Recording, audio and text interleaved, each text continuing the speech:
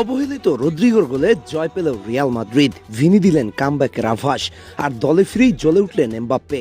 অপরদিকে প্রিমিয়ার লিগের গুরুত্বপূর্ণ ম্যাচে জয় পেয়েছে আর্সেনাল ও ম্যানচেস্টার সিটি। আজকে রিয়াল মাদ্রিদের জন্য ম্যাচটি ছিল ভীষণ চাপের। একদিকে কোচ শাবি আলোনসোর ভবিষ্যৎ নিয়ে প্রশ্ন, অন্যদিকে একাদশে গুরুত্বপূর্ণ 11 জন খেলোয়াড়কে না পেয়েও মাঠে নামতে হয়েছে দলটিকে। এমন কঠিন পরিস্থিতিতে শেষ মুহূর্তে রদ্রিগোর গোলে জয় তুলে নিয়েছে লস ব্লাঙ্কোসরা। ঘরের মাঠে আলাভেস বরাবর শক্তিশালী প্রতিপক্ষ, সলিড ডিফেন্সের জন্য লা লিগার অন্যতম পরিচিত দল।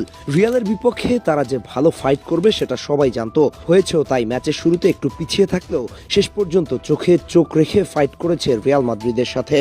এদিন ম্যাচের 24 মিনিটে জুড বেলিংহামের দারুণ অ্যাসিস্ট থেকে গোল করে রিয়ালকে এগিয়ে দেন কিলিয়ান এমবাপ্পে।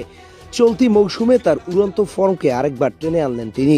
3 মিনিট পর গুলারের কর্নার থেকে বেলিংহাম গোল করলেও বল হাতে লাগায় রেফারি তা